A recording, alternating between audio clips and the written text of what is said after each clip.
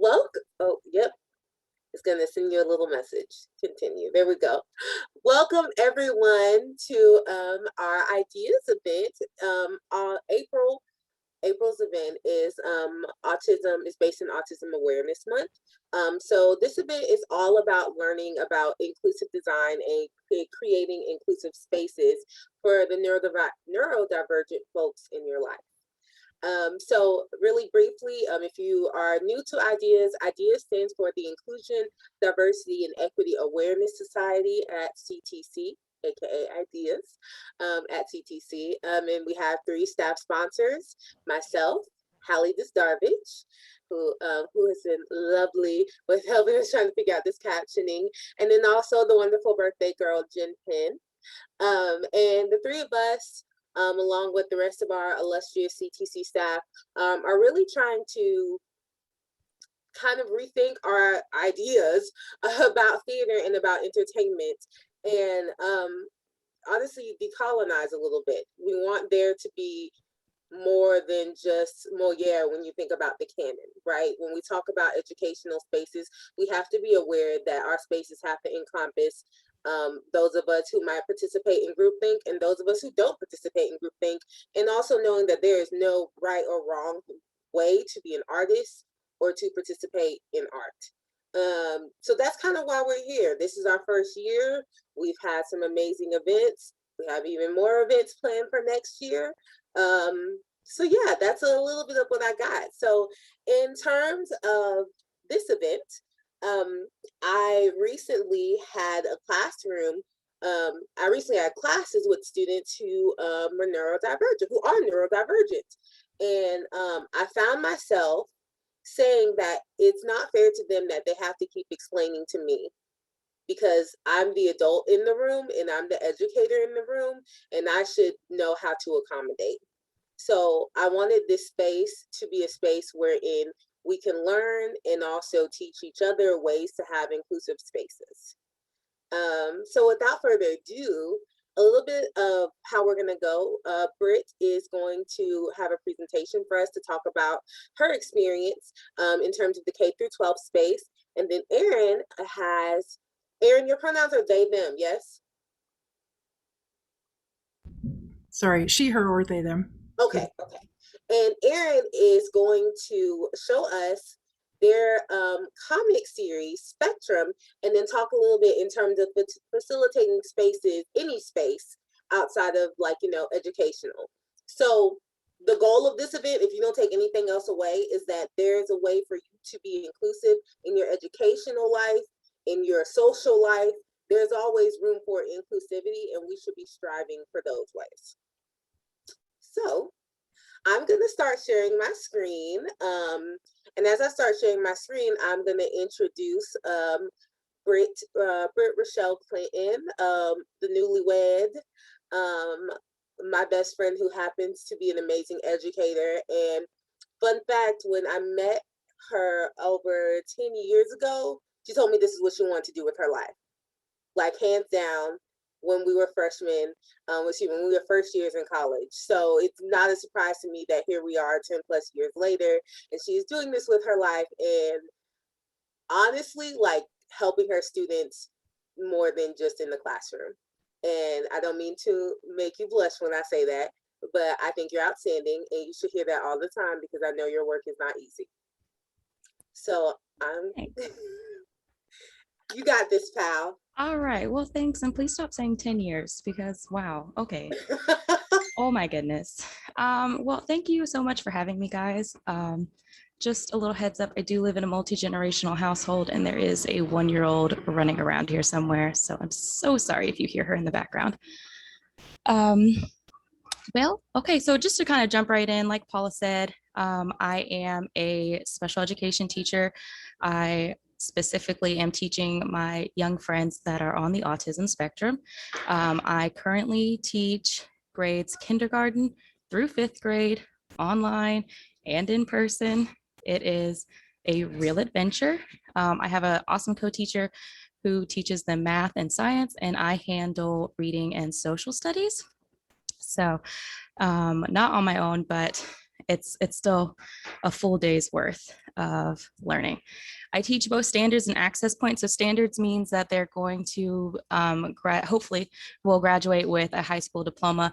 Access points means that they'll probably be with us until their 22nd birthday, more focusing on life skills and job placement. And please, if at any time, if you have any questions, just stop me. Okay. So just some acronyms, just because I'll probably say them without even knowing that I'm saying them, because it's just kind of our everyday language that I wanted to go over. ASD, that's autism spectrum disorder. It's also sometimes called CSS, which is communication and social skills. Excuse me. There's also EBD, which is emotional or behavioral disability. PBIS, which is positive behavior intervention and support. Those are EBD and ASD are typically the two disabilities that are grouped together for whatever ungodly reason. So they just seem to feel like students with autism and students with behavioral disabilities seem to kind of work best together. So, and then we have our ELL, English language learners, which are our friends that speak a different language at home, and we're trying to catch them up. All of these things you typically are certified in all at once, and you'll find that there's a lot of overlap. When you're getting your certifications, there's a lot of talk about inclusive learning and universal design. So just kind of wanted to go over those things. Thanks, Paula. You're welcome. Okay.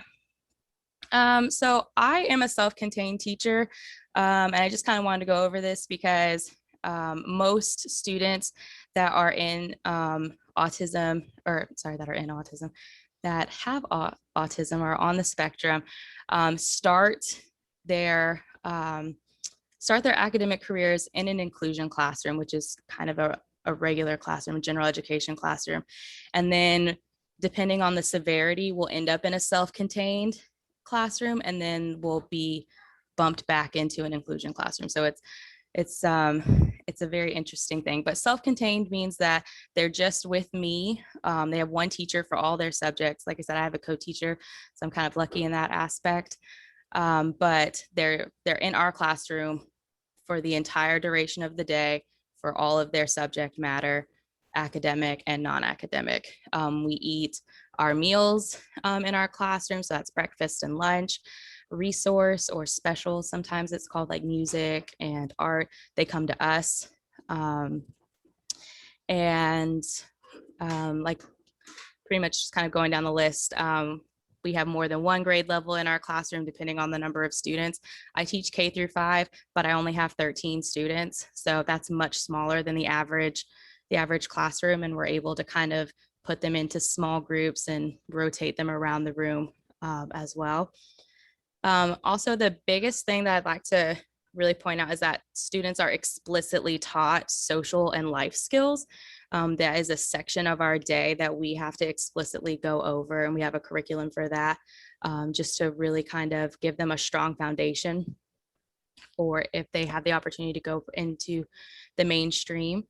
And then all students also have an IEP or a functional behavior assessment. So that's an individualized learning plan, or individualized education plan, sorry, that highlights specific goals, whether it's reading or math or independent functioning, any of those skills.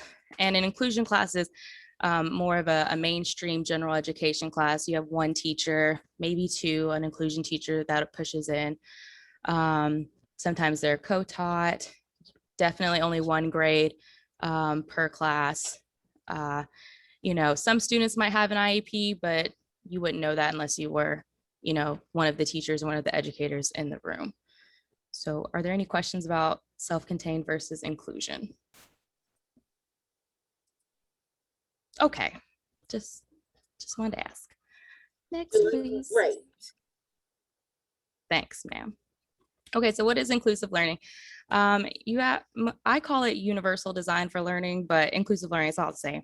It's basically a framework to optimize teaching for all students. It's about being proactive for your students' learning versus being reactive and kind of going back and doing it on the back end. You want to already have thought about your students' needs, your students' learning styles, and what they're going to need from you in order to get the most out of whatever lesson that you're teaching for them.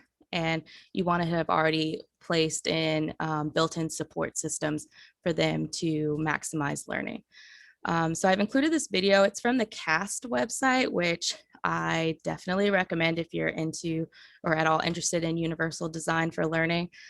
This is a fantastic website with so much awesome information about how to be an inclusive teacher or just inclusion in general. So I definitely recommend it. Can we go ahead and play that little short snippet?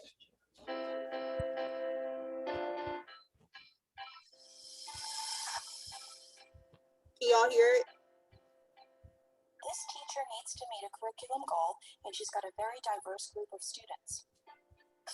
And so does this teacher. I think if you pause and start it again, I think you need to click the share computer audio button.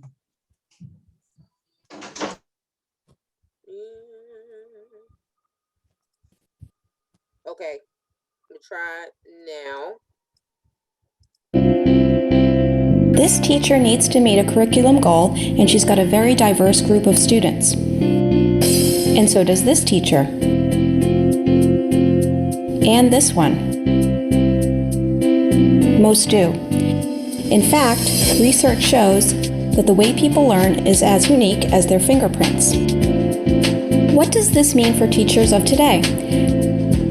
Classrooms are highly diverse, and curriculum needs to be designed from the start to meet this diversity.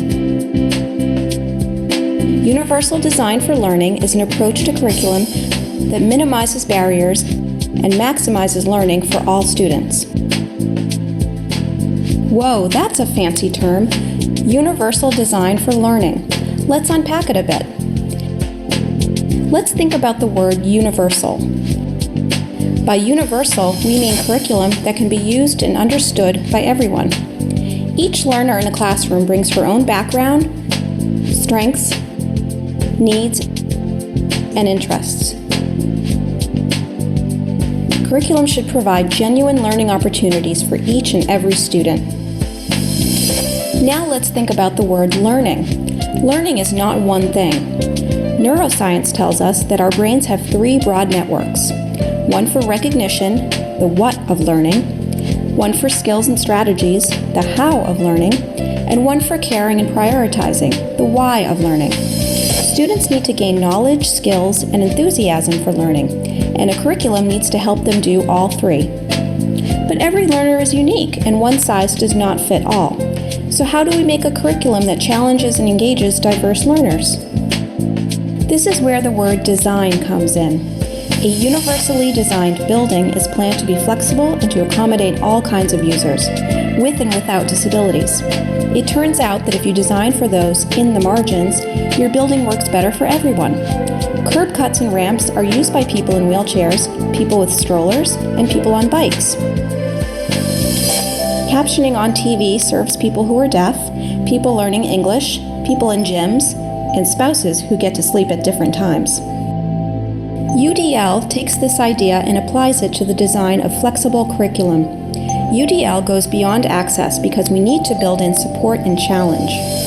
So how do we use the UDL framework to make learning goals, methods, materials, and assessments that work for everyone? First, ask yourself, what is my goal?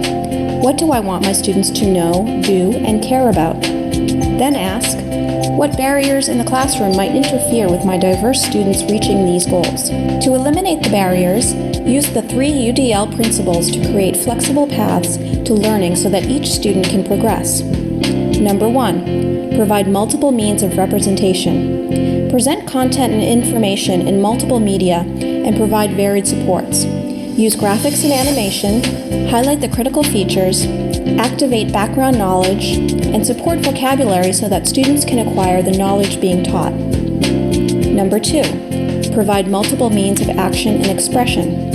Give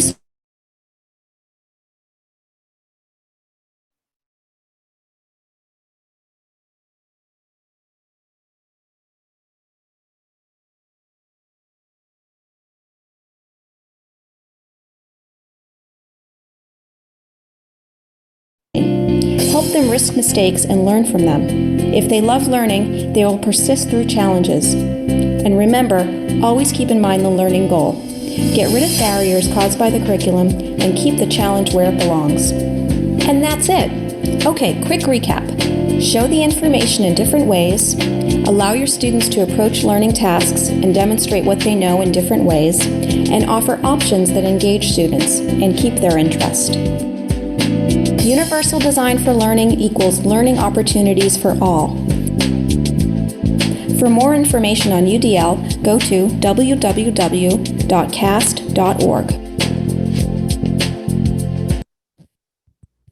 Okay, so I just, like I said, CAST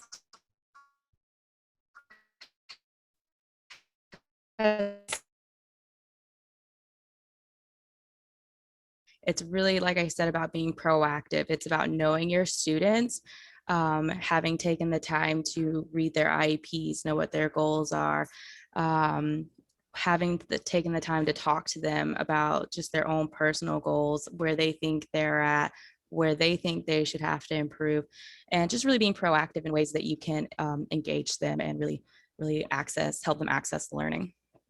So UDL in my classroom. For me, it's really all about that growth mindset. It's not that you can't, we just haven't learned how to yet, but we're definitely going to. And it's just about playing around with different combinations of learning strategies to figure out what works best for our kids. So in my particular classroom, some things that work really well for us are a token economy. What that really means is like every day they have a short-term goal that they're working for all throughout the day, and ours is a leveled system, so they can earn something small like a sticker, all the way to the top of the scale would be free computer time. So you kind of have to level it to, you know, like something that is nice, but it's not really what I want, all the way up to something that is like really motivating. And this is definitely what I want, and I'm going to work all day for that. And just having those short-term goals as well as their long-term IEP goals just really helps them to keep going throughout the day. We also have small group and whole group instruction. There's that little person. No, that's right, Mindy. So like I said, because we have grades K through 5 in my classroom, it's kind of hard to do whole group instruction because my kindergartner can definitely not do the same things that my 5th graders can do for obvious reasons. But there are ways to include all the grade levels in different settings, like especially in our morning meeting, talking about like the weather and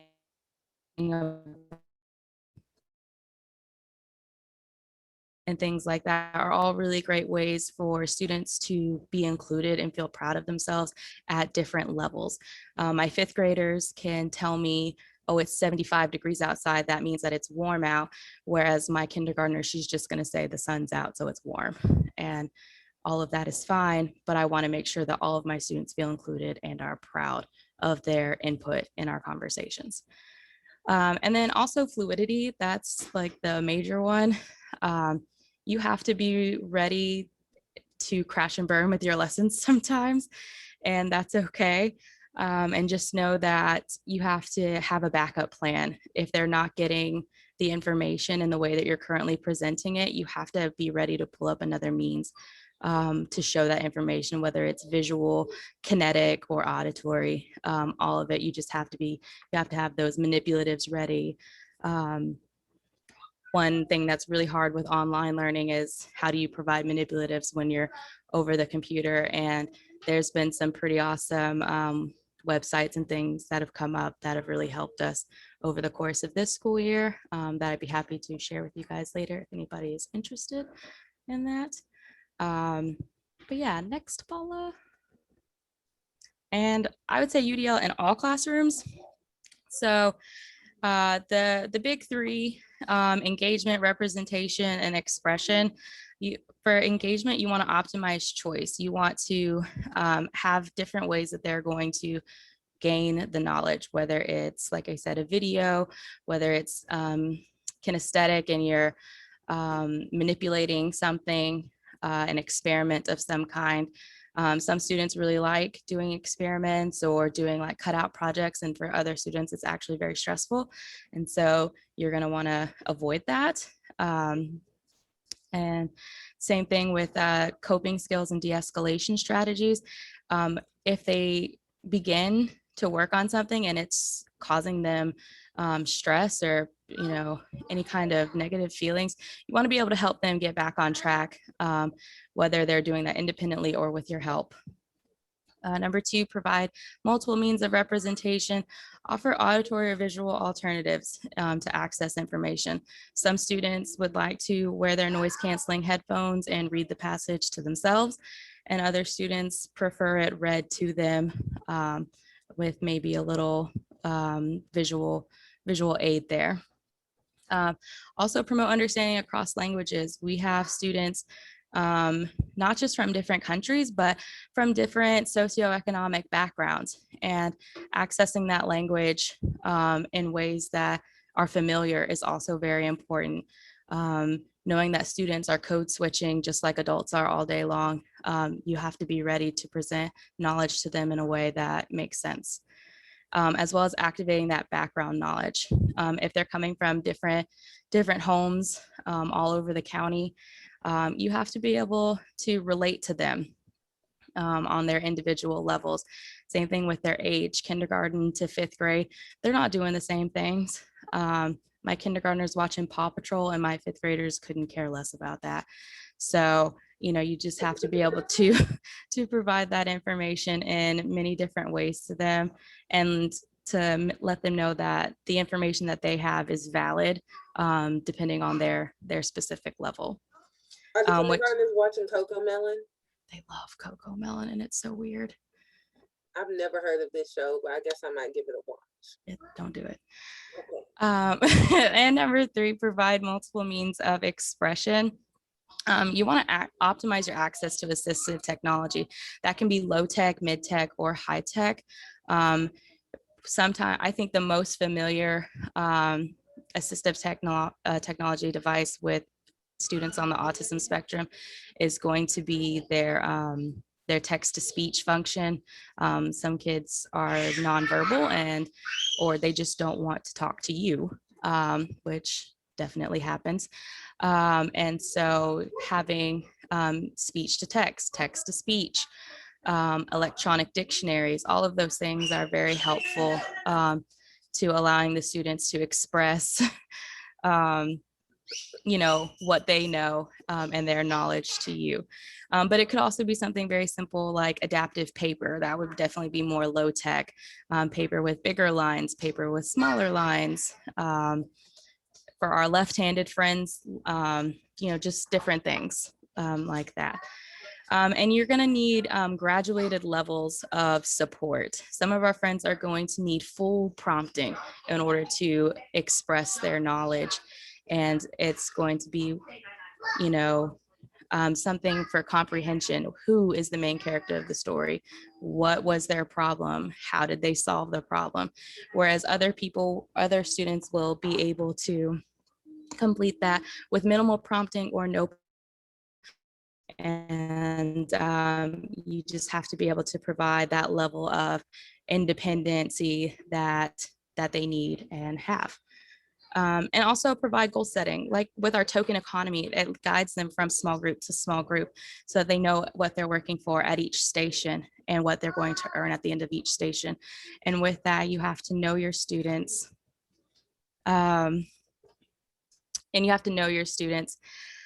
And what it is that they're going to work for, so that you can help them access learning at their level. That's right. Yeah, and if you guys have any questions, or are we saving discussion for the end? Just kidding. We can take a little bit of question time right now. Okay. Anybody have any got questions? Maisie, guys. I love to hear my girl.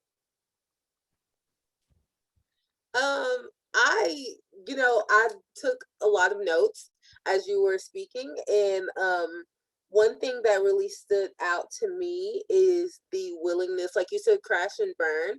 And for me, I thought about the willingness to fail.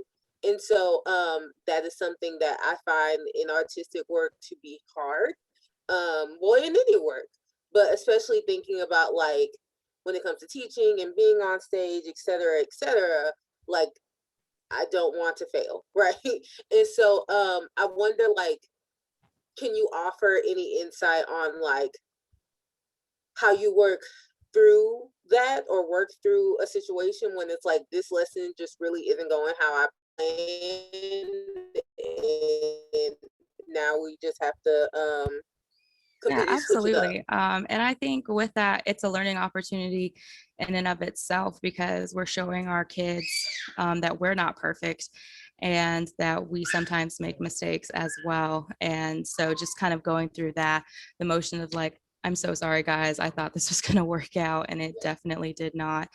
And that's why it's important to really have your plan Bs ready. I always have a video or have a worksheet that is something that I know they can do. So if I need like 5 minutes, 2 to 5 minutes to kind of like pull something else together in a different way or to get some manipulatives ready to present the information in a different way, then I can, give myself a little bit of time there so they're not just kind of twiddling their thumbs um, and sitting there dazed and confused. And I'm gonna say one more thing, and then if anyone else, please feel free. You said code switching, and I have never thought about code switching as something that children have to do. And like one of them, like the big foundational practices in my pedagogy is treating children like they will soon be adults, like not feeling the need to not talk to them a certain way or not like, or just some ways we always like to quote unquote baby children. And I feel like sometimes we do kids a disservice when we don't actively like express to them like that they're allowed to have different ideas, different feelings, et cetera, et cetera. And I never thought about how in everything else that a child goes through that they would be code switching. Um, I wonder if you can offer like an example of that. Yeah, sure, absolutely. So I think so often, especially for our students who are neurodivergent, whether that is autism or any other disability, that they are expected to speak to us in a way that best suits people who don't have a disability. And I think in that, they're having to think, how can I get this information across so that they understand me? And it's my job to understand them at whatever level they are at. And so whether it's if you're going to draw me a picture or you're going to write it down or you're going to use your device, or if you want me to get behavior cards, or flashcards to show me what it is that you're trying to do, I'm going to wait. And I don't have any problems waiting for you to let me know kind of what's going on and what you need from me, because our classroom isn't about you learning how to fit in with the outside world. Our classroom is about you just learning. And so this classroom is your classroom. It's not my classroom. It belongs to my students.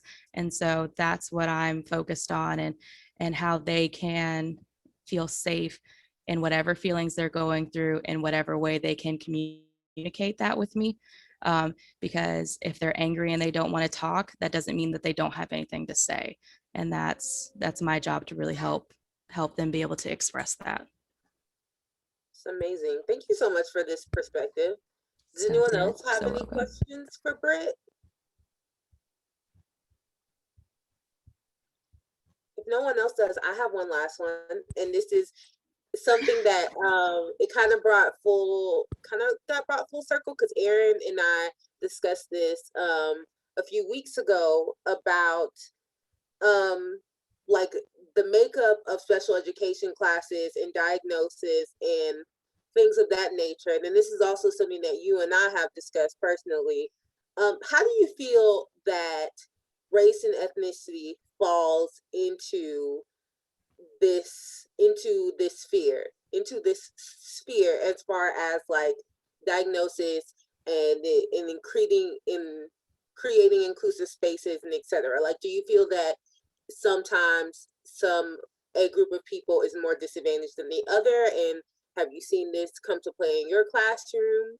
If you could talk a little bit about that. Sure. And there's so much that goes on with this. Yes, we disproportionately see boys, especially in special needs rooms, intellectual disabilities. We also disproportionately see our Black and Brown friends being placed, especially in the EBD classrooms. And we see this, I would definitely say, mainly because if you look at the makeup of teachers, they are, majority white women, whereas our students, that's not always the population. My current school population is majority people of color or students of color. But at my first teaching site, it was not that. It was minority students of color, but also minority teachers of color. Like there's probably one or two at every school. And so definitely seeing a lot of that. You also see a disproportionate number of students from low income housing. And that could be in rural areas as well as, urban areas. We definitely see a lot of, I have kids that are coming from, dirt roads, and they're on the bus for an hour and 15-20 minutes a day just getting to school because there's not a school where there are teachers to service them in their areas.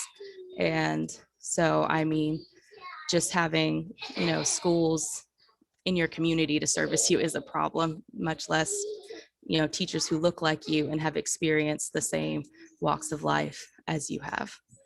So it can be very frustrating, and I feel very badly for my students in that aspect. And it's very hard to not be overly protective sometimes.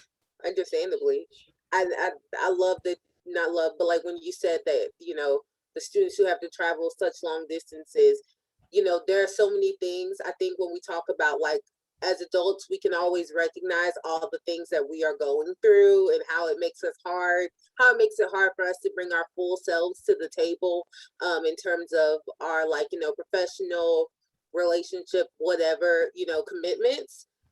But I have to think about, like, someone who is not able to drive themselves, someone who is just like being told, okay, this is the place that you have to go, and you have to go learn for 8 hours a day, and you have to sit with the people at lunch that you may not like. And I guess I just appreciate your perspective, because it really just brought a different it made me remember that there was a time that I was not in control of myself and not able to take myself everywhere and having to rely and this, that, and the third. And I think oftentimes we should we should try to put ourselves in the perspective, not perspective, but like in the shoes of our students or those of us who we're facilitating for, and recognize that, like, not everyone is in control of everything.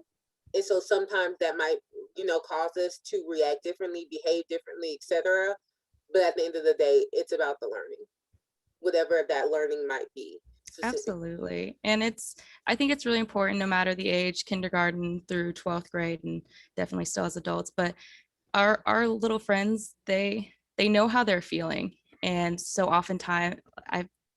very often they're not asked. And it's so important to ask them, how can I help you? How can I help you get through this? What can I do for you? Because so often we're asking them, no, I need you to sit in this chair for the next 30 minutes and take this test. And after they've sat on a bus for an hour and a half and they've been up since 5 a.m. and they're hungry, and it's because they haven't, had a breakfast. And, something so simple as, how can I help you? I can get you a granola bar. I can get you some milk.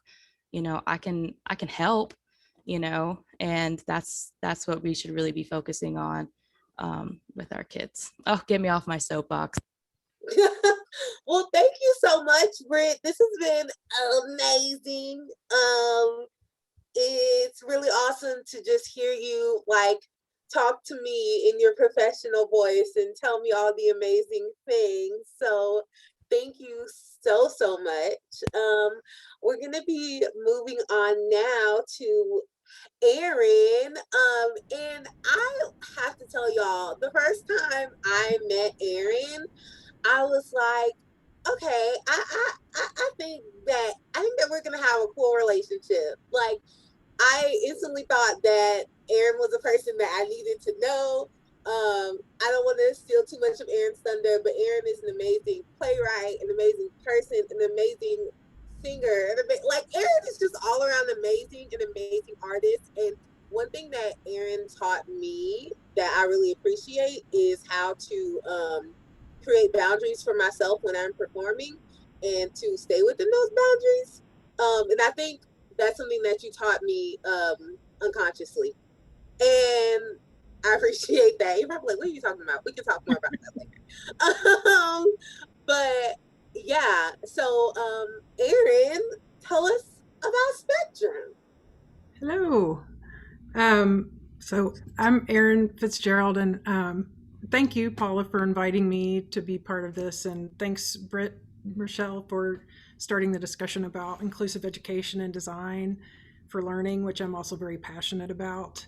I'm going to talk a bit about the broader category of neurodiversity, and I draw a cartoon called Spectrum, which mostly addresses themes of neurodivergence and queerness, as this is an intersection at which I personally live. But the cartoons I'm sharing today are all about neurodivergence or neurodiversity.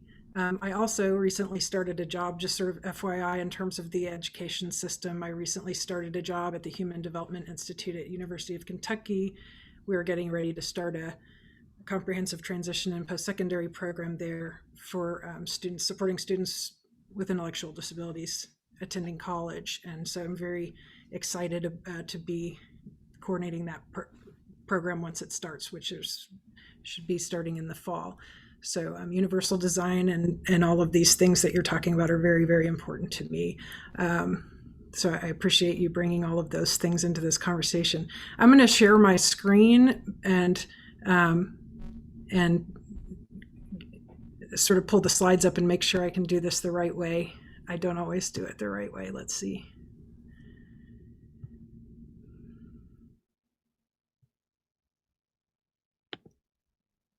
Okay, can you all see this? Does that work? Okay. And I might go a little quickly through this because I'll ramble. So I'll try to keep my eye on the time a little bit. We'll start out. So I'm talking about neurodivergent learners, and when designing inclusive spaces and programming, and as Paula mentioned earlier, not just in classroom settings, although that's a big part of it, but just throughout any kind of space where someone might be facilitating a space where other people are. So we'll start out with a little bit about terminology. This is a complicated subject that we could go on and on about, particularly when you go from an institutional setting and the way that language and terminology is handled, and then outside of that. So I don't want to spend a ton of time, but I kind of want to let you know also about some of the subjects that come up and some of the words that get used and debated, because that's how life is, right? So terminology, first of all, the word neurodiversity in the first place, just means there are different kinds of minds or neurotypes that exist in the human species. This is a biological reality. It's not an opinion. It's just a fact. The neurodiversity paradigm, I don't know that you'll run across this term, but it's basically the perspective. It's also sometimes the neurodiversity perspective. It's basically just the perspective that neurodiversity is a naturally occurring phenomenon, that there's no right or wrong kind of mind or neurotype or way to be, and that this diversity in neurotypes should be respected and protected rather than pathologized or cured.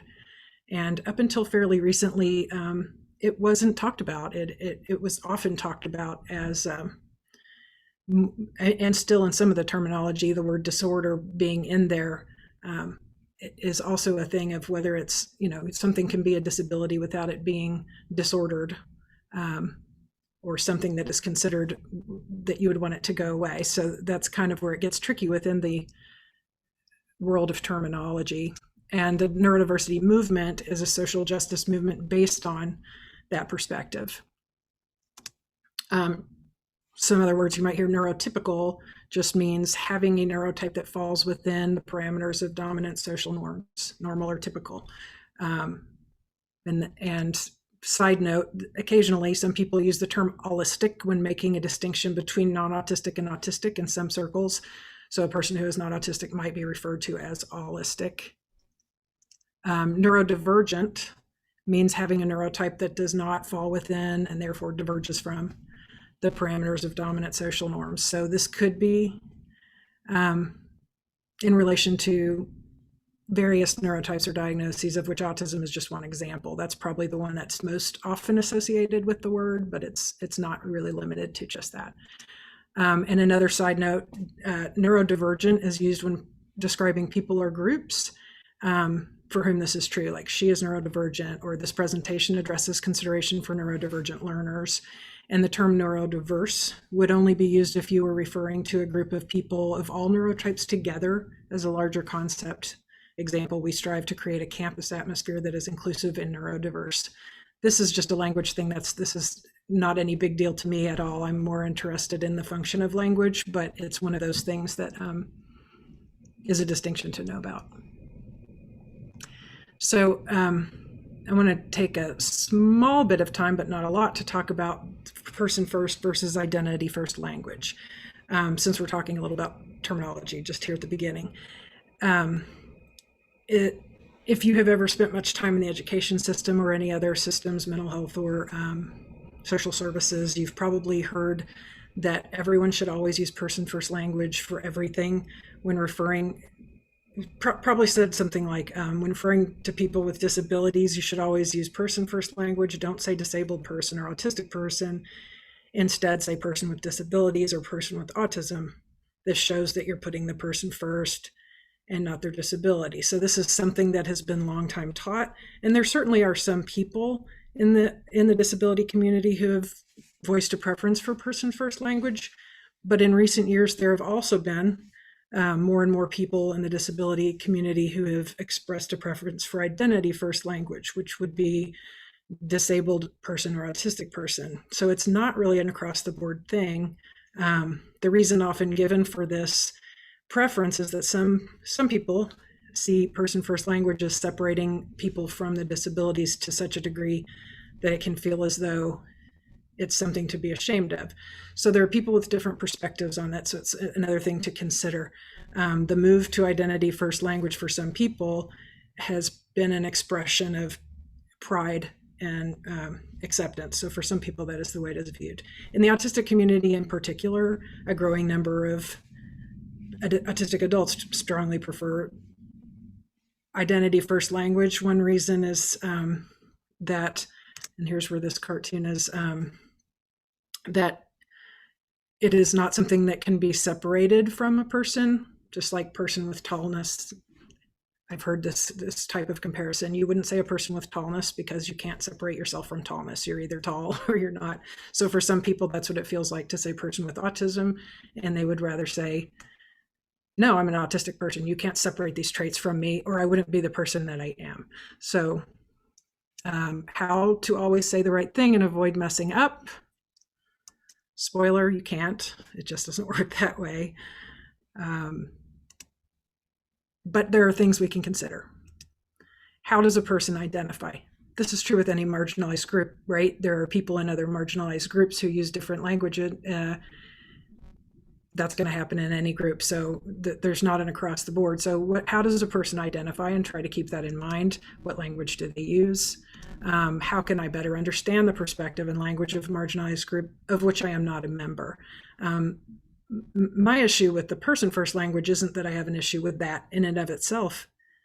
It's the issue I have is having any across the board rule that says always do this, because it's kind of an easy out for people. It's like saying, oh, then I don't have to think about it and I'm just going to not mess up. So if that's the real reason for doing it, then we're not allowing ourselves to consider other perspectives, particularly from people within that group that is being talked about. So I think we have to just keep that in mind and be careful about that when we figure out what we're going to do. I wanted to ask this, I don't want to take up much time. Is it okay when I'm showing the cartoons that I just leave them up for several seconds so you can get a chance to look at them before I then talk about them? Would that be, I don't want to talk over them and then, okay. So I'll start with this one.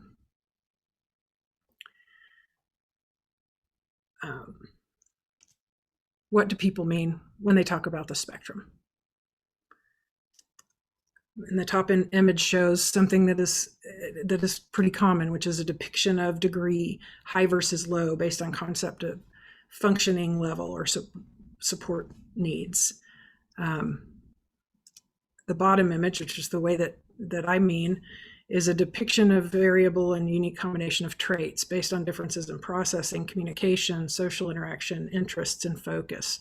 Things like this. These are things that actually fall within the parameters of what the definition of autism is, but people often think of it in terms of this level of high and low, and someone's either a genius or they're nonverbal, and it is assumed by many people that if someone's nonverbal or has high support needs, that means that they're on a low functioning of some kind, often assumed that lots of things are true about them that are not true. So just more things to consider when we think about the way that it's talked about, like how does the way we talk about it affect people who experience it? I know that for myself, if I hear someone talk about it in that functioning way or high-low, it feels a bit dismissive to anyone who might be in any description of the spectrum, because it feels like it's a comparison. And so I think that's something that we have to also keep in mind and be careful about when we're talking about it. So this is one with a lot of words. I'll give you a second before I talk about it.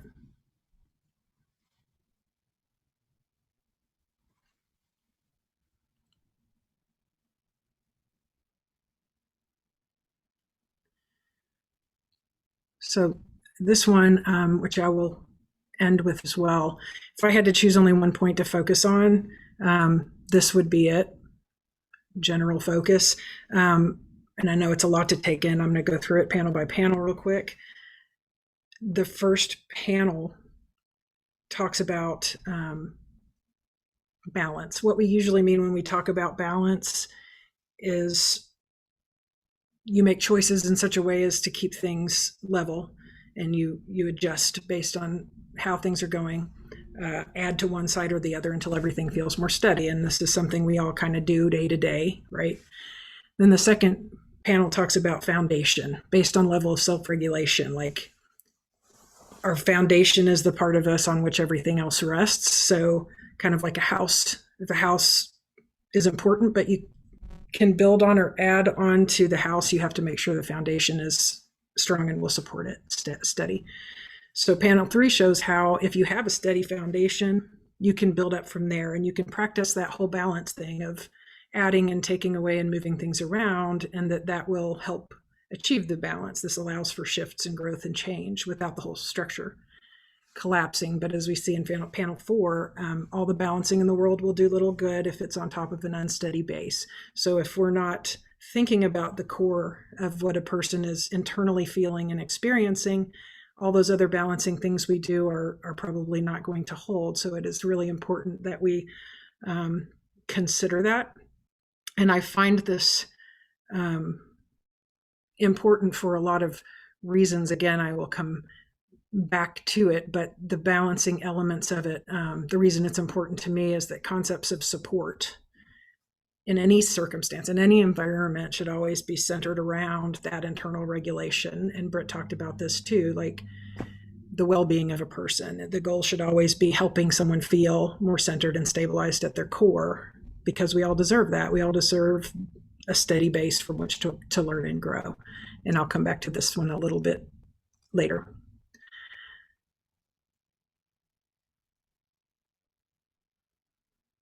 So this one you can kind of read through as I'm as I'm talking about it, but breakdown bingo, one thing that's important to understand and remember in any environment is that each person in there is experiencing something that the rest of us are probably not aware of. And you know how when somebody seems disengaged or irritable or something, and you might get defensive about it at first, and then you realize that like they're going through some big thing and you're like, oh, they're not being a jerk, they're just having a hard time right now. Like we all have that experience. And so this cartoon is kind of along those lines, but with other invisible factors. For some people, there are a lot of things in a given environment that can be irritating or anxiety producing, cause sensory overload. And most people in the space are not seeing this happen. It's happening internally, it's happening invisibly. And so if a lot of that happens in a row, it can cause a bingo, so to speak, and where suddenly that person hits their breaking point. So it's important for us all to learn this for ourselves, what our own issues are, what might lead us to that, but also for people who are in a leadership or facilitation position in a space with other people, it's just really good to have an idea of that and to think about what in the universal design thing, right, that Britt was talking about, like, how do we make this space work for everyone in ways that that can reduce this type of feeling and this type of situation. I'm going to show a couple in a row. Whoops. Hang on. For some reason, my screen, oh, there we go. I'm going to show a couple in a row and then talk about them. The first is about eye contact.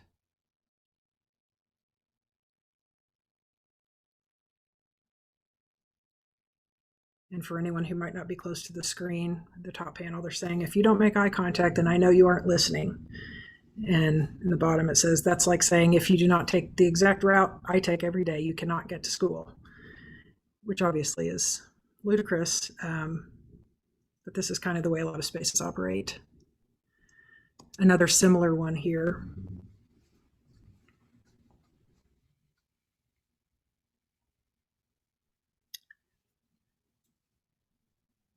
And again, for anyone who's listening, in the top, there's a teacher saying, welcome students, so glad you're here. Feet flat on the floor, please, no tippy toes.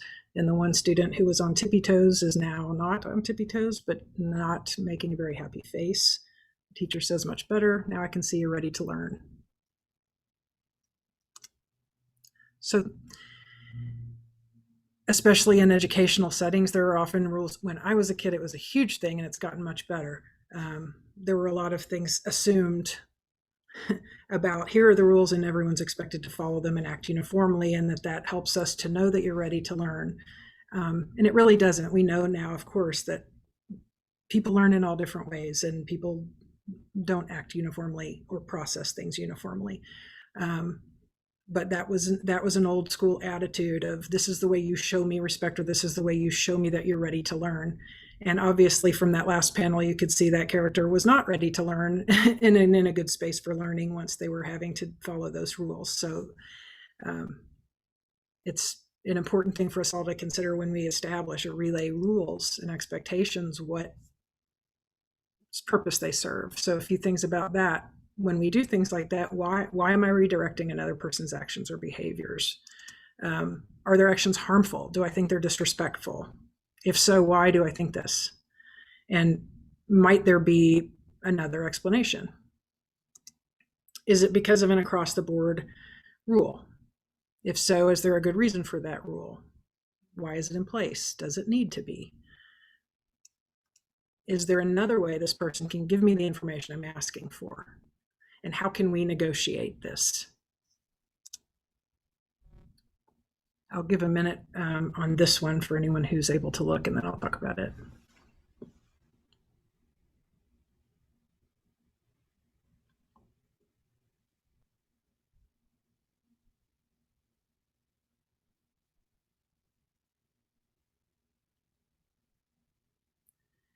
In this cartoon, this is really funny because it looks, you know, like when you see the early Simpsons and then you see the later ones and they look different. This is one of the first ones I drew. Anyway, so in the first, we can see that the teacher's trying to relay information to the class, but then sees that the student is doing things that to her indicate that they are not paying attention. So this may be taken as rude, or disrespectful or just ineffective. So the teacher probably assumes that and then redirects the student to stop tapping, keep still, don't doodle, sit straight, and is satisfied with the results when the student does that. And then as we see in panel 4, the student is now spending all their energy concentrating on following those rules, since that is not a natural or comfortable feeling for them. The result for the student, the result for the teacher, is that she feels much better about the situation. And the result for the student, aside from probably being uncomfortable and not very regulated, is that they are no longer able to take in the information from the lesson, which is really the purpose that the teacher probably had for having that rule, thinking that it would result in that, but it doesn't for every kid. So again, it's important to think about why certain expectations are put in place, and also why some kids might have a hard time following those expectations. And the more we work to understand and negotiate this, something Paula said earlier too, we tend to historically not negotiate with kids, like not allow them as part of the negotiation process. And that's really dismissive of kids. They're the ones that we're all in the room for. So the more we can let them help set and talk about those expectations and help negotiate them if there's an issue that comes up, the more it can really work better for everyone in that space.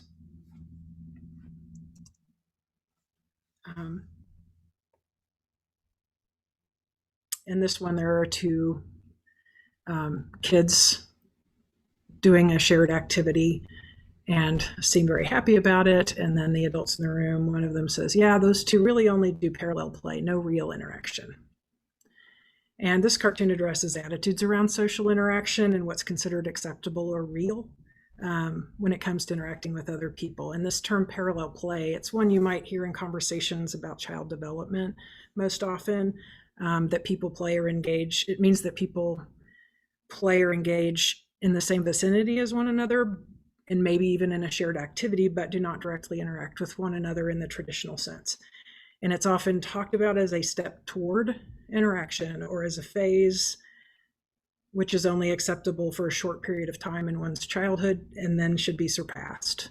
And the thing is, for many people, this kind of engagement is meaningful and fulfilling. And it's not just during childhood, but like throughout the lifespan. It is for many people who especially get overwhelmed by the traditional social norms.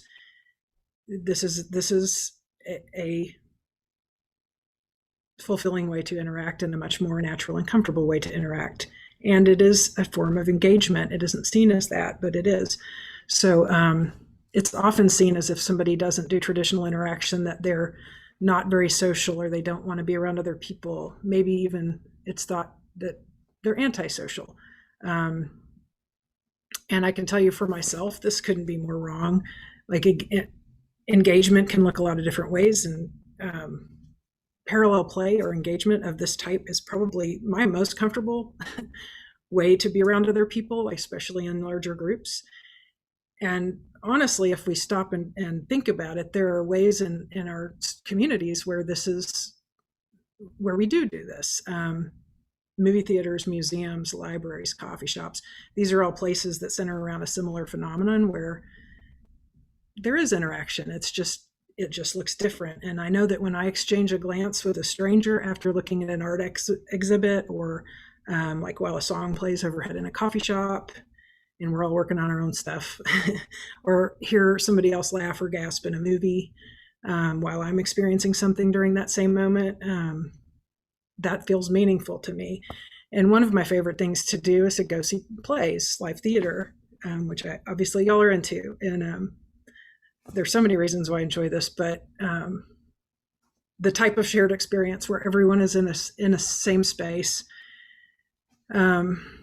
including the actors, we all go on an adventure together, and each person in that space has some influence some way or other about how it turns out, about how that experience turns out. Even if there's no direct interaction from or between audience members, that's still true. So I find this to be meaningful engagement. I find it to cause a connection to happen with the people around me during and even after the event, even if I don't have any direct interaction with them. So just something to think about the next time in another setting. If someone seems to not be engaged, consider what they might be getting out of the situation in the way that they are experiencing now.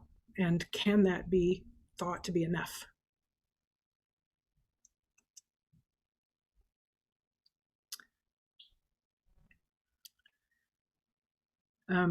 This one, since it's very wordy, I'm going to kind of just condense it. I totally made up this term, by the way.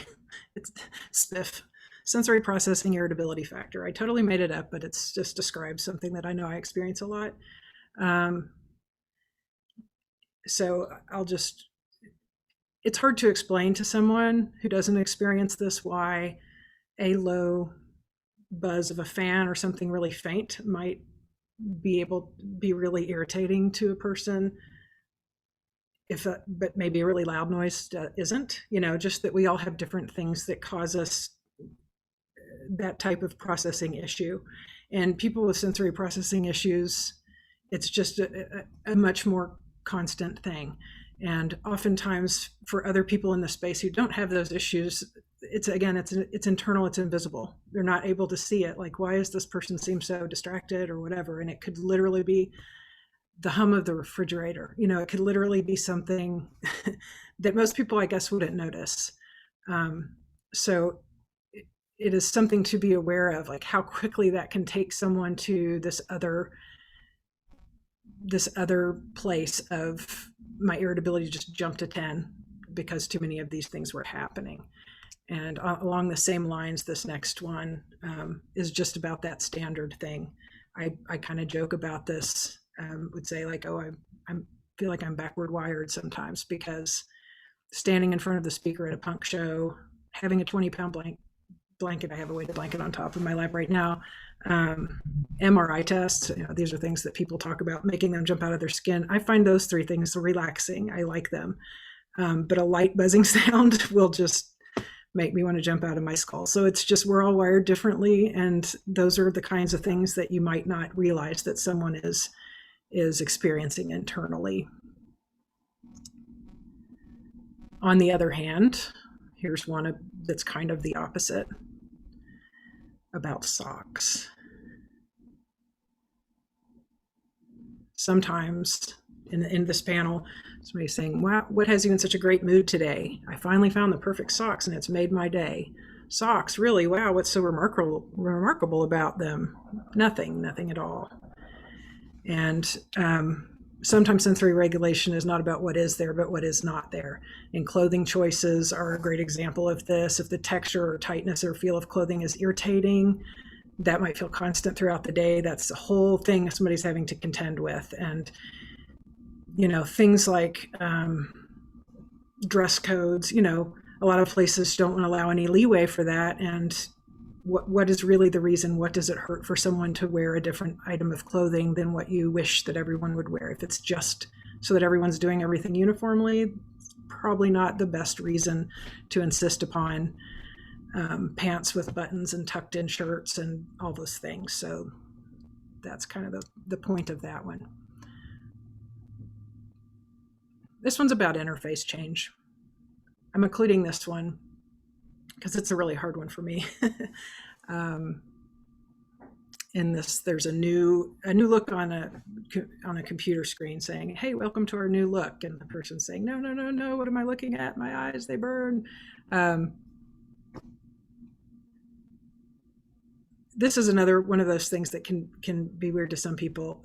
It could be a new software or app on your computer. It could be a change to an existing interface, the way they do things. Think Windows 10, or sudden changes in social media sites, like emojis being updated where they don't look the way they did before. Those probably seem like really little things, but if transitions or interface change is something that is hard for you to process because of like relying on sameness, it feels like this really big deal. And then it probably feels like I figured out over time that my response to stuff like this is probably seen as pretty dramatic, because my brain will almost panic as soon as I realize that there's a change in an interface that I use. And I have to step back and remind myself that it's not as big a deal as it feels like at the time. But Sure, it looks like an overreaction, but the reason for that is really just like it's more of like an overall, like sameness and routine are important in feeling grounded. And so like so many things in life feel confusing and ever changing, that the things that are predictable and day to day, you kind of rely on them. They help you deal with the other things when they come up. It's like, oh, I don't have to spend my energy on this constant changing new everything. So a lot of us too, we build in things in our routines to help that. Morning routines, always the same, consistent order of operation and how you do something, watching the same TV show over and over.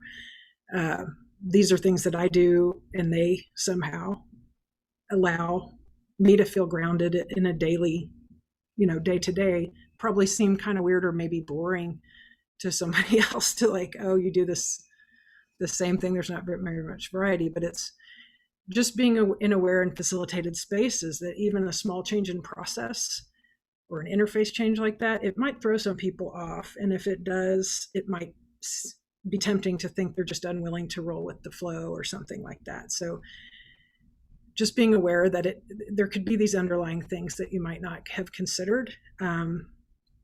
So it can be helpful to like give some reassurance or give people a heads up. Hey, there's this thing that's about to change. Don't worry. You don't have to figure it all out the first day. I mean, even those little encouraging words can help bring that panic down, so that it doesn't feel so overwhelming for someone.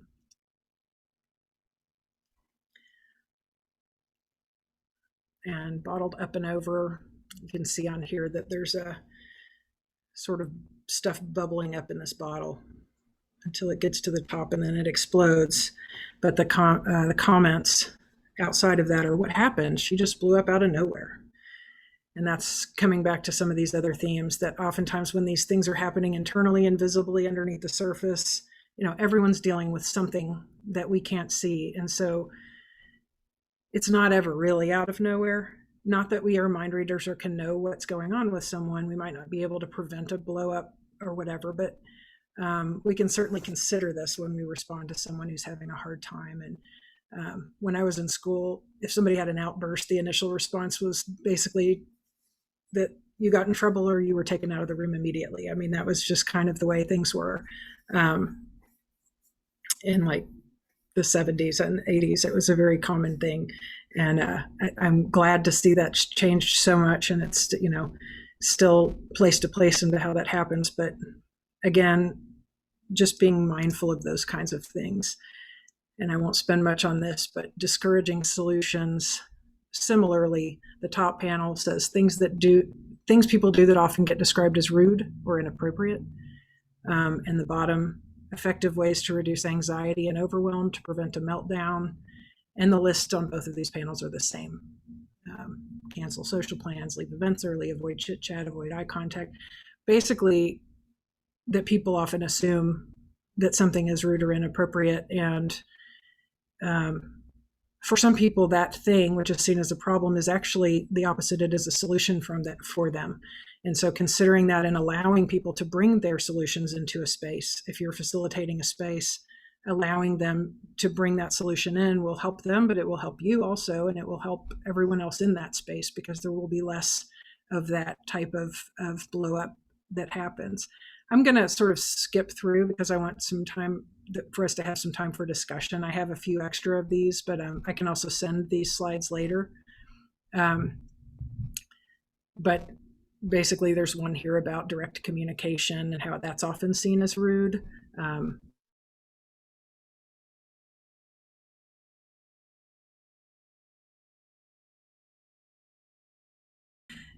It's two people trying to communicate in these very different ways. It can cause those issues. I'm going to skip that one too.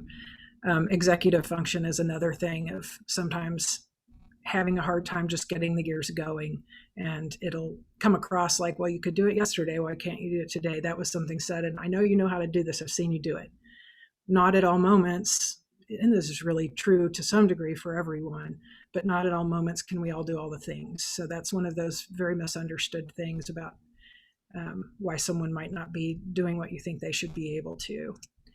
And just real quick to come back to this tilting the balance cartoon, the same is true for people facilitating the space. a lot of times the systems that we're working within, we might not agree with all of the things in those systems. And so, you know, it's true of people. We have to have a steady base for ourselves if we're really going to be able to do that balance thing and it work. You know, it has to be that the base is steady. And so that's important to remember, but also the whole concept of people working in the systems where this stuff is happening, we all act in ways that we wouldn't otherwise. We're stressed out because we're often asked to do things that are not reasonable. Here, do this very specific thing for 25 kids right now. I mean, a lot of those things are not reasonable for the person who's being asked to do it. So we all have times where we're literally being instructed to do a certain thing, but our gut is telling us something else. And, you know, these are all, we can't be expected to make good decisions if we're not taking care of our own self and our own base. So keeping that kind of regulation in the forefront is important for all of us. And I'll end with this: key points and things to consider. Neurodiversity is a reality. It's not an opinion. What we do with that is up to all of us.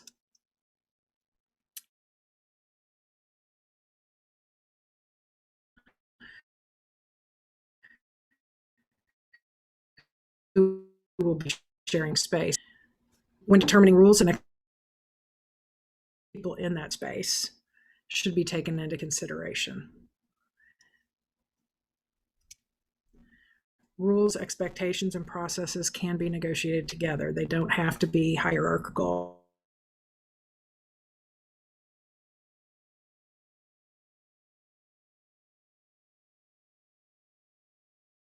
Great, they're needed, but we only have to do them so much now because we haven't made the considerations in the earlier stages of designing a space or a system. People are more likely to thrive in environments that are accepting, nurturing, and supportive. And by centering concepts like acceptance and internal regulation and well-being, we're not only respecting people for who and how they are, we're also expanding the opportunity for growth and success for everyone in that.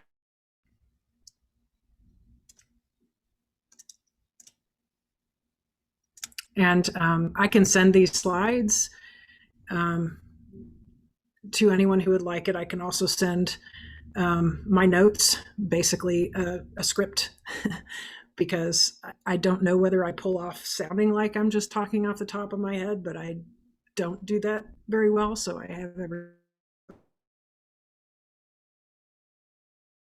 and I'm going to stop this share for a moment, if I can find it. Because Paula, I think since we went so close to the end that we'll probably discuss instead of do the other activity is my assumption. Well, I was going to see how everyone was feeling. So there is a short drawing activity that Erin was going to lead us through, that you would just need like a pencil and a sheet of paper. So we could do that, or we could leave the 10 minutes to discuss. So what would you all like to do?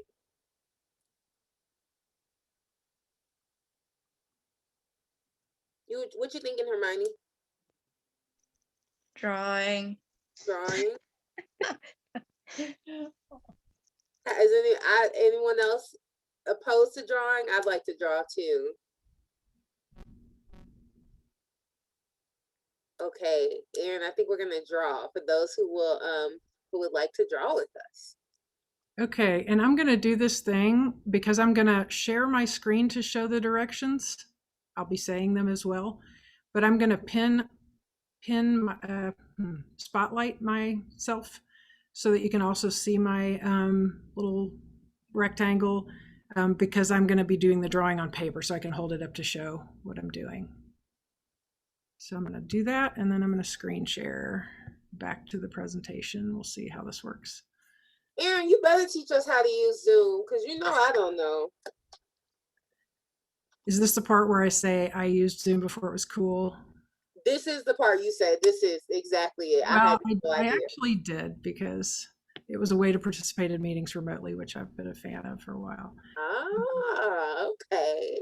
Okay, so I've got my paper, if y'all can see me, and then I will go to the slide where it explains it. So all you need is a piece of paper and a writing implement. Drawing exercise. Don't worry, this will be painless. You don't need to know how to draw, whatever that means, in order to do this. It will also be quick. The primary element of this activity comes from an exercise often led by comic artist Linda Barry. It's about drawing a cartoon face. So what you'll need is a piece of paper, something to draw with. All right, ready? Let's go. Step 1, using your writing utensil, divide the paper into 4 sections. This does not have to be neat. Boy, mine sure isn't. Just putting a line across and down so that you have 4 little compartments. Oops. Step 2, think about yourself as a little kid. This is the face that you draw will represent. It doesn't have to look like you as a kid. Don't worry about that. Just remember that this is who you'll be depicting with your drawing of a face. This is going to be very simple, cartoony. Okay, so step 3, in one of the sections of your paper, draw the following things in this exact order. I'm going to go one by one. First is a face shape that could be round. It could be a little oblong. I'm going to do mine fairly round because my face is fairly round. So do just the face shape. And then the second is put some ears on the side of your face.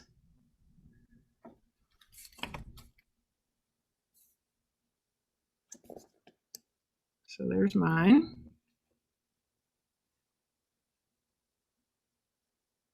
And this can all be should even all be really simple. The third is hairdo. Whatever would depict you as a kid. Now, I didn't have this hairdo when I was a kid, but I'm going to put this hairdo anyway because I tend to depict myself in the same way, whatever age. So that's my hairdo. You can do whatever hairdo works for your depiction of yourself, your kid self.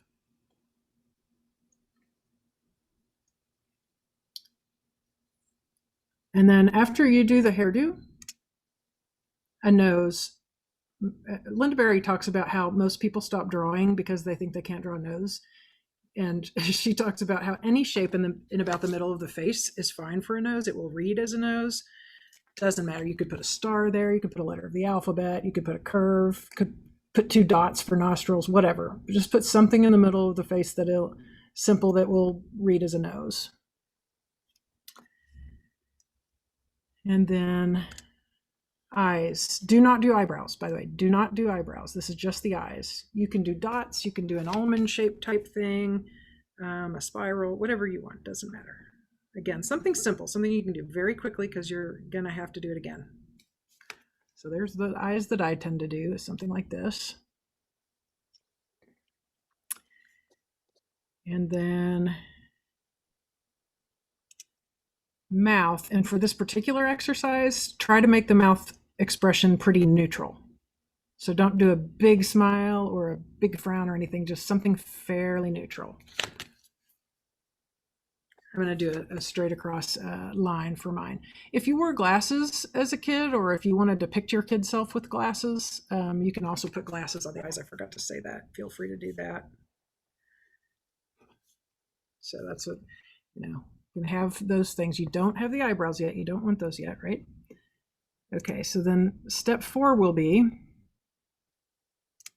look at what you've drawn here so far and quickly draw the same image in all the other sections of your paper. The same thing. Don't reinvent anything. Basically draw something similar real quick, as fast as you can. It can look terrible if you want. It's okay. That's one of the things that I found really interesting, and I went to a Linda Barry workshop and I loved, that's how I started doing comics, actually. It's not why I went to the workshop, but that's what came out of it, is learning how to take your brain out of it a little bit and not spend so much time worrying about, does this look like the thing, but just more, does this represent or read as the thing? because that's really, especially in comics, that's a huge part of it. It almost, she talked at some point about like Bart Simpson. If you put a realistic nose on Bart Simpson, it wouldn't make any sense. It would look terrible because that's not what that cartoon character looks like. So why are we hard on ourselves when we're going to do something like, oh, it has to be realistic or it's not really good or whatever. So mine all look a little different, but here are mine, but they look enough alike that it's like, okay, you can see this is supposed to be the same character 4 times.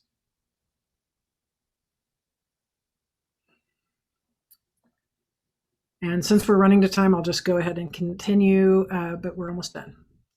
So once you have those 4 faces, and again, it doesn't have to be perfectly the same, just similar. Step 5 will be, this is the fun part, 1 by 1, draw eyebrows on each of your faces. Each set of eyebrows should be different. So for mine, like I'm going to put them in different,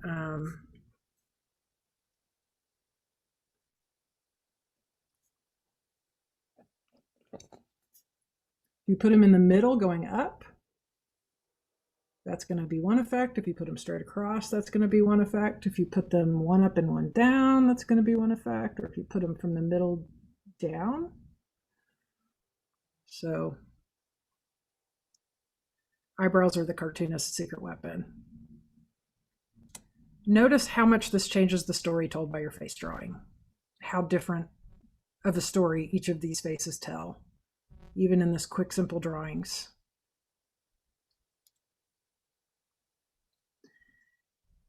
And then the last step is just something we're going to think about. Think about a classroom or other group setting when you were that you were in regularly as a child. And for each of your faces, think about what element or event in that setting might have caused little kid you to make that expression. What would make little kid me make this expression? Might be different from what would make little kid me make this expression, or certainly this expression. And think of it like a snapshot. What happened right before that snapshot was taken? And just write down a word or a few words to describe. It could be something like bullying. It could be something like lunchtime. It could be anything that might have given you that. And I'm not even going to, I know we don't have the time, I'm not asking anyone to share. But that's it. We're all done. Let me stop the share for a second. And I'm going to put this back on gallery view. I hope you all can put yours on gallery view too if you don't already have it there. And it's just something to think about. You don't have to share what it is. I didn't end up getting to write down my words, but I know them. But if you want to hold up and show either one or show your page, you don't have to, but feel free to if you would like to. Like, the purpose of it is really just thinking about, of this last part of the exercise, is to think about how those scenarios in different environments can totally change a kid's expression. Oh, I love seeing the results. That's so cool. I love it. That's so fun. So thinking about like what little kid you, how did you respond to things, and how did that affect your mood, and maybe thinking about that when you're in places with kids now. These are all great. Thank you so much for entertaining this exercise. I appreciate it. Yo, this is so great. This is so awesome. I'm just really overwhelmed. This is so cool. I want to say thank you so much to Britt and to Erin for sharing their time and their talents with us. This has been so appreciated. I know we're at time. Does anyone have any burning questions that they would like to ask right now? No? Okay, that is absolutely fine. We will be putting this presentation on our Ideas Facebook page soon. So based on all the information that was shared tonight rather, I'm gonna leave everyone with a task, and that or a question rather. How do you think you can be more inclusive in your daily life in terms of your facilitating, in terms of you being an educator? Just how can you be more inclusive? So I'm gonna post that question in our Facebook group once we post the video. And so I would like you all to share. And if you are not on our Facebook group, please, please, please come join the party. It is Ideas at Commonwealth Theater Center. And there are like 2 really quick questions, but everyone is welcome. We really want to encourage everyone to participate on the Facebook, to post when they have events, post when they have articles, just post to see how everybody is doing. So I just want to say from the bottom of my heart, this has been an excellent and amazing event. I hope everyone has enjoyed it. And if you have any feedback, please reach out, and we can always learn more. Does anyone, Hallie, am I missing anything? Does anyone have anything else they want to share? All righty. Well, being respectful of everyone's time, it is oh, thank you, ReChele. You all said such similar things, and it really, I was like, wow, this couldn't have been, this was so just planned. This is amazing. But just being respectful of everyone's time. It's 8:33. I do want to say, everyone have a great night. Thank you so much for spending time with us. And I hope you all are doing well and stay safe in this pandemic and stay hydrated. Thank you. Thanks, y'all. Bye.